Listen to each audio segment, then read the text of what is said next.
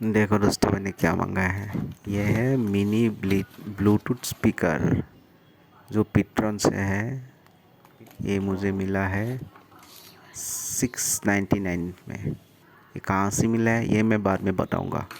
इसका अनबॉक्सिंग करते हैं पहले। जब मेरा बेटी कर रहा है आज इन अनबॉक्सिंग। रुको रुको रुको रुको, ऐसे नहीं, वैसे पकड़ो अच्छे से, ऐसे पकड़ो। ये देखो। अच्छा इसका है। हाँ, खींचो खींचो उसको।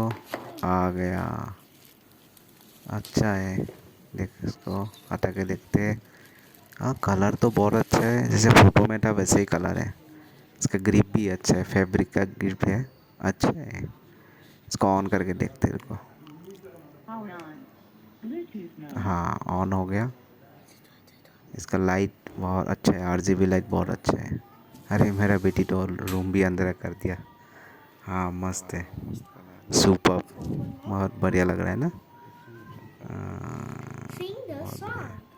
इसका म्यूज़िक बजा के सुनते हैं। रुको। इसका आवाज़ कैसा है। ये 12 वॉट का आता है, नया निकला है।